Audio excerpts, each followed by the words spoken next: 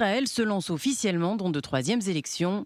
Après 2 scrutins, les députés n'ont toujours pas réussi à former un gouvernement.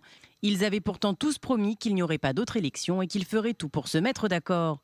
Mais cette nuit à minuit, la 22e Knesset a été dissoute et sans surprise, chacun rejette la faute sur l'autre. Le Likoud accuse Bleu-Blanc d'avoir torpillé les négociations.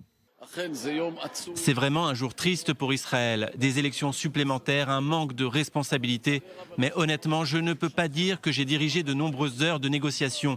Il n'y a pas eu de négociations du tout. Ils n'ont pas pris en compte que 2,5 millions de citoyens voulaient Benyamin Netanyahou comme chef de gouvernement, ni n'ont considéré la loi qui l'autorisait à gouverner.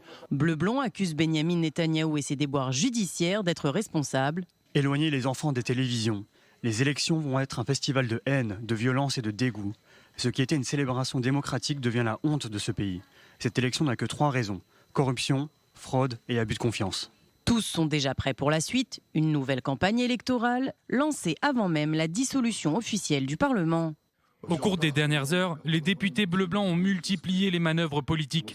Ils veulent cacher le fait qu'ils ont fait tout leur possible pour éviter la mise en place d'un large gouvernement d'union nationale. Ils nous ont imposé de nouvelles élections. C'est inutile et pour éviter que cela se répète, il n'y a qu'une seule chose à faire. Et c'est de gagner et de gagner gros. Et c'est ce que nous ferons. Benyamin Netanyahou semble confiant de diriger la campagne pour le Likoud. Il doit pourtant d'abord remporter les primaires de son parti le 26 décembre prochain.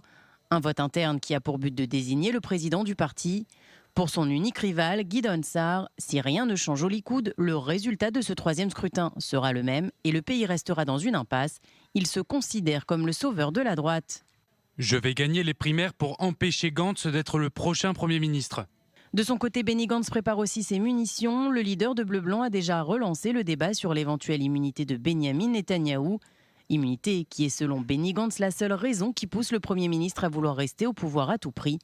Une chose est sûre, la prochaine campagne risque d'atteindre un autre record, celui de débats politiques houleux et d'une fracture sociale qui ne cesse de s'agrandir.